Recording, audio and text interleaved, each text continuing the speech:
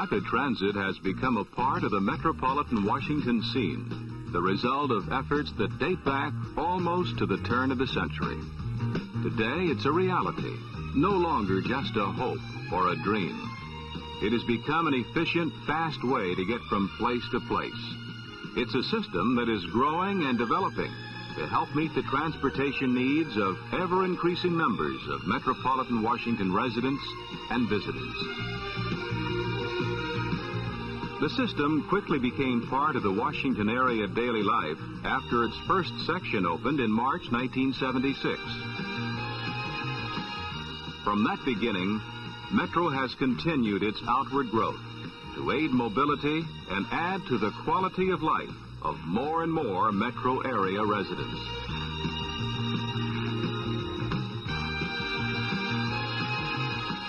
Public meetings, plans, and construction have brought us from this to this. From dream to reality.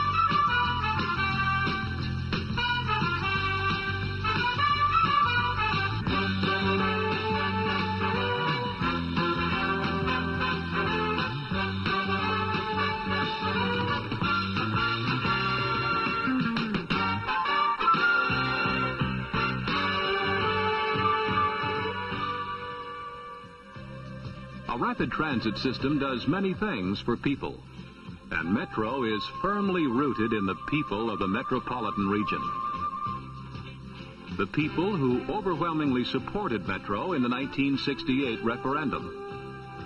The thousands of people who attend scores of meetings held every year to determine public needs. Feel that the route and the station will require.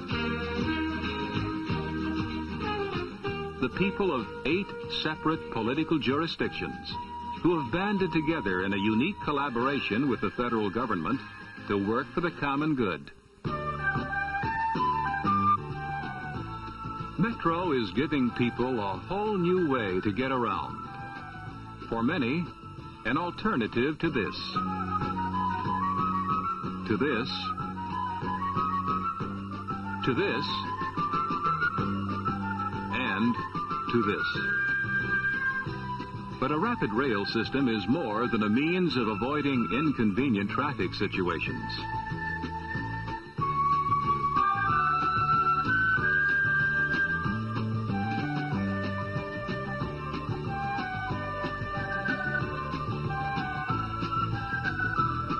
Metro will help enlarge the scope of our lives.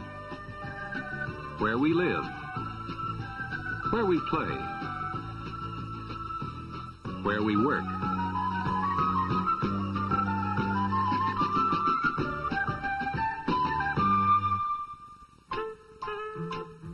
Living in the suburbs will be easier. A quick, quiet, air-conditioned ride puts you downtown for work. Or entertainment.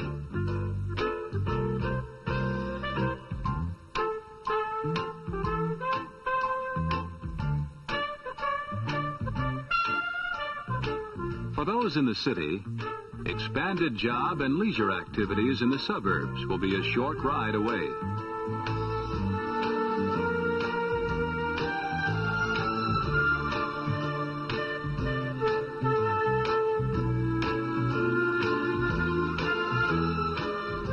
As individuals, we benefit through a better quality of life in general. And employers benefit too, because Metro helps to put a wider range of people and skills within their reach. All this contributes to better community planning and controlled growth. If Washington fits the pattern of other cities that have new transit systems, commercial and industrial investment in the region should rise, creating new jobs and expanding the economic base. There are still other benefits. The area's many attractions become more accessible for tourists and residents alike, without parking and traffic problems.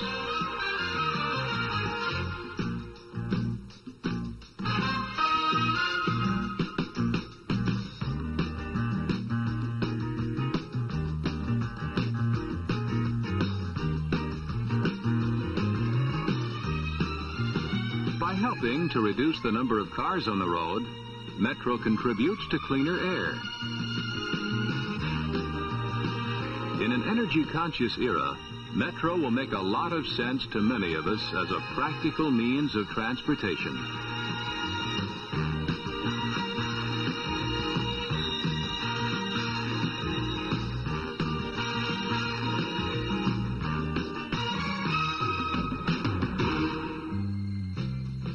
The effectiveness of rapid rail transit is due to its exclusive right-of-way. Metro does not have to compete for space in its transportation corridor. Hence, no traffic jams, no stoplights, no long waits, just train after train, moving people. Everything about Metro has been designed with people in mind. Its convenience, comfort, safety, and beauty, all were tailored for people, based on studies of other systems around the world.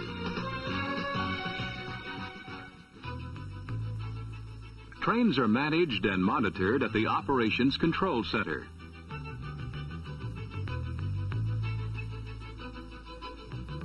This center uses a computer to maintain schedules and the proper spacing of trains.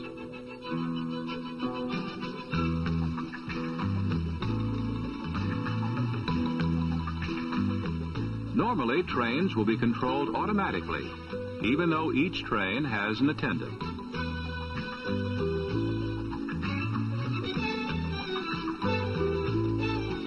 However, the train attendant is able to take full control by switching to the manual mode. Information needed by the train attendant is displayed on his console.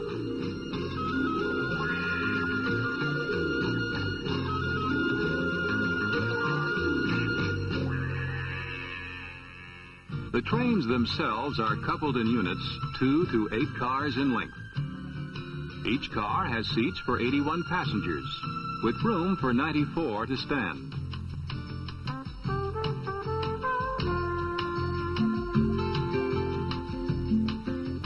They were designed to provide comfortable transportation in every season of the year.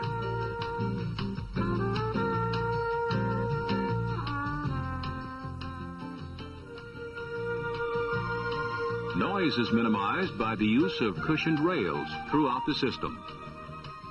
Rails are welded together to produce smooth joints and quiet operation.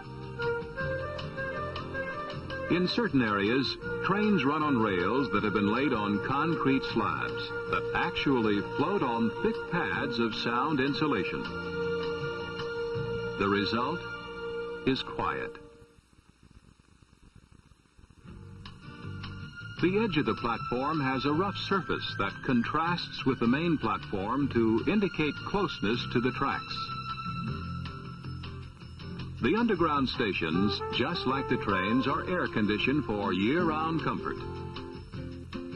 The waiting platforms have been moved away from the wall to allow for comfortable indirect lighting and to discourage graffiti. Pylons carry important station and route information. Getting to and from the trains is easy, with special elevators provided for the severely handicapped. Spacious vaults with high ceilings give a timeless quality to station design, while providing structural strength and an unobstructed view for safety's sake.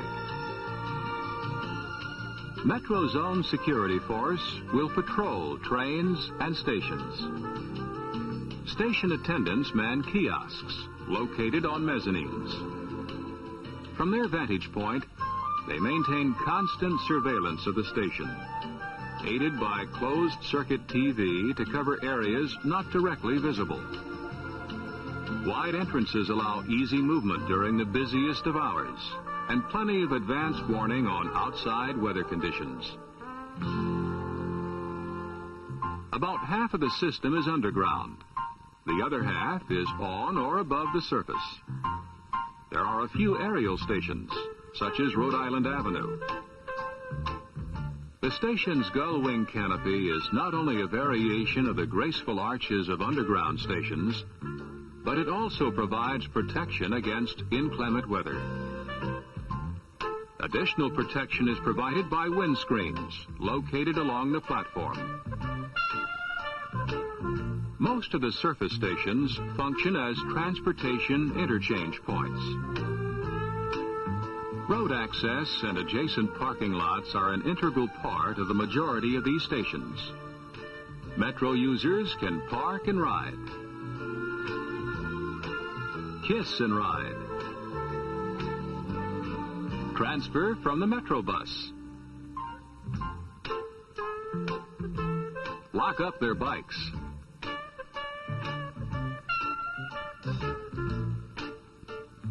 wheel in, or walk in. And because the Washington Metropolitan Area Transit Authority supervises bus transit as well as rapid rail, these transportation centers will become increasingly important as bus and rail transportation blend to serve people. People. That's Metro here. That's Metro now. That's Metro in the future. Your future. Our community's future.